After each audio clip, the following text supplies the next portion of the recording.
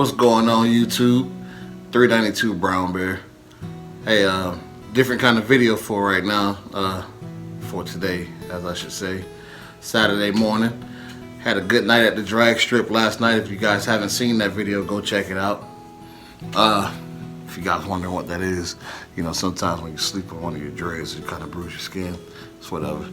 But yeah, this video today is to talk about, I know as y'all seen the thumbnail, me being on house arrest. I'm no longer on house arrest, thank God. Made it through it. I was put on house arrest for a year, June 18th of last year. Being on house arrest, let me tell you, stipulations. You can't do anything fun. You can't go to the gym. As you can see, your boy gained a lot of weight. You can't leave the house whenever you want to. You can just go to work, come home, go get something to eat, come right back. I don't wish it on anybody, but my circumstances that led me to being on house arrest, I would have much rather have gotten what I got. And I'm grateful for what I got, you know. I'll talk about that later on. Let's get to 2,000 subscribers, and then I'll tell y'all my story leading to my house arrest. Crazy story, man, crazy story. But you know, for every setback, there's a major comeback. You understand what I'm saying? So, being that I was put on house arrest, yeah, I was down and out. I got depressed, got in my feelings. Just felt like I lost a lot of friends.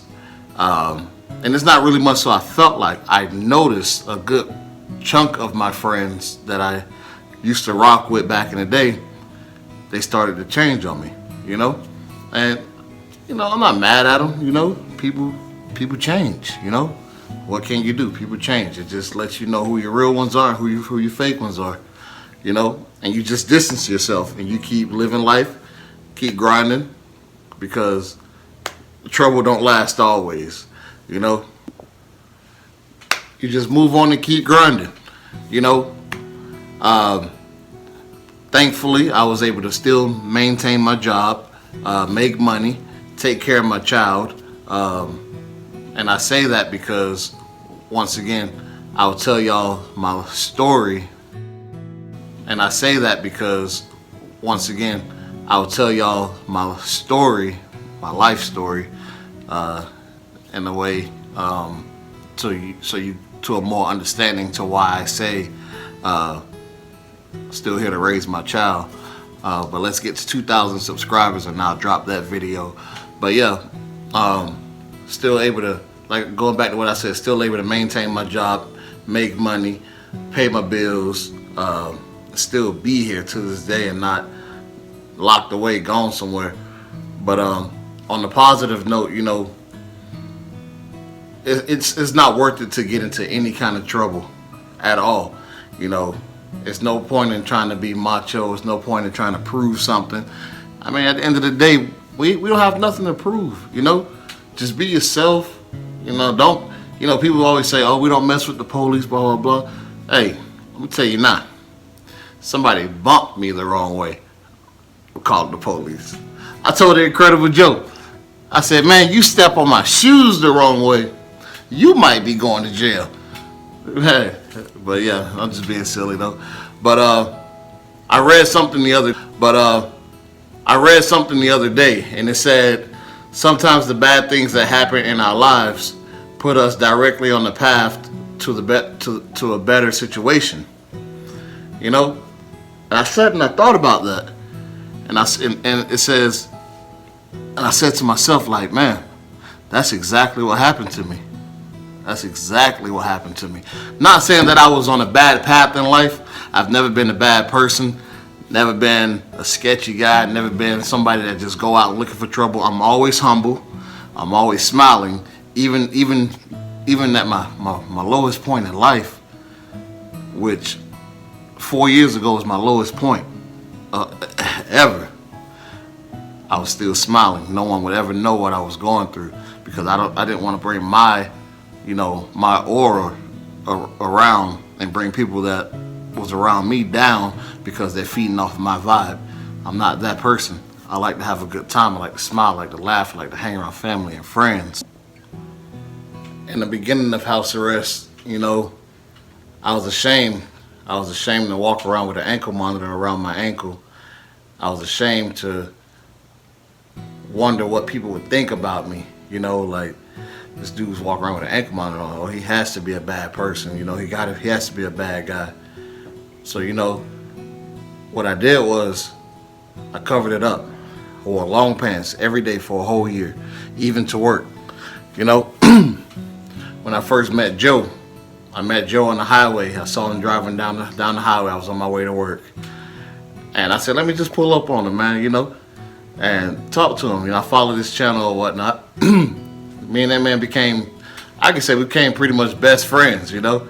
I consider him a best friend, you know, because Joe helped get me through thinking a certain way. So I got to know Joe.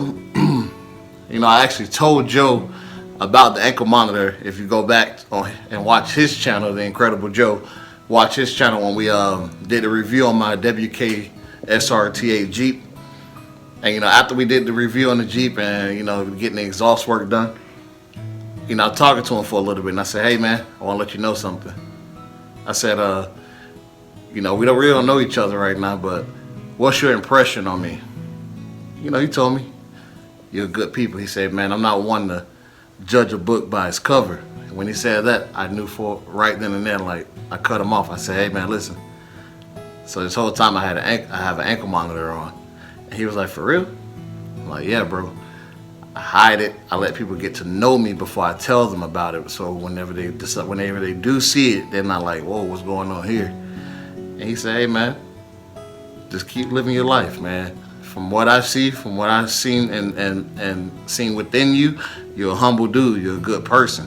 And I appreciated him for like, it was like a sense of gratification. Like, man, like, thanks, bro. You know, but, you know, like I said, man, I was embarrassed, man, for the longest. And then it just came to a point where it was like, what am I embarrassed for? I know who I am. I'm not finna let an ankle monitor determine how I live my life. It's not finna run my life. You know, so, you know, like I said, I read what I read earlier, and I thought to myself, got a text message. Got friends wanting to hang out with me. My real ones wanting to hang out with me now that your boy's free. But yeah, don't be blinded by your circumstances in life. You know, change it will come. Things will get better for you. You know, just don't be blinded. Don't set your mind. Don't put yourself in jail, in a sense. You know what I'm saying? Like, you know, they say always expect the worst in certain situations. Nah, can't do that. I caught myself doing that, and you know, I lost faith. I hate to say it, but I kind of lost faith in God going through my situation that I was going through, because I'm like, why is this happening to me? Like, a good person like me, why is it happening to me? But I found that mustard seed. You know, you got to have the faith of a mustard seed. That's all you need. And I started seeing things change. Things started to change and come back. Like, okay, this is what I'm talking about. You know, but yeah, man, like I said, y'all keep y'all head up. Don't get in no kind of trouble. Stay positive. Keep a smile on your face. You see somebody walking down the street, say, hey man, hope you have a good day. Shake his hand. How you doing? You know, don't just walk past nobody, you know, and don't speak just because you feel like that person may not want to speak to you. Don't mean you don't have to speak to them. And just, you know, you might allow them to have a better day just because you spoke to them. Sometimes people might just need that, you know. But on the positive note, y'all, oh, let me tell you another downfall to house arrest. Man, you got people out hanging out. You know, things don't happen until after a certain hour. So all the car stuff, friends want to go, hey, let's meet up at Waffle House. Oh, hey, let's go to Andretti's. Oh, hey, listen, bro, I got to be in the house by 9:30. 9:30. The rules were, if you going to work, start at 6 o'clock in the morning, you better be back in the house by 10 o'clock at night. Bet. I'll be in the house by 7:30, 8 o'clock. On the weekends, if you and your son doing like father-son activities, okay, we understand that. But you better be in the house by 9:30. We don't care. So I wasn't playing with these folks, man. I'm not one to take a gamble with my life. You understand what I'm saying? So I abide by their rules. I got through it. Here we are. What are we at? June 22nd. I was supposed to get off on June 17th, but they ended up not being in the office that day, so I got off on June 18th. Hey, it is what it is.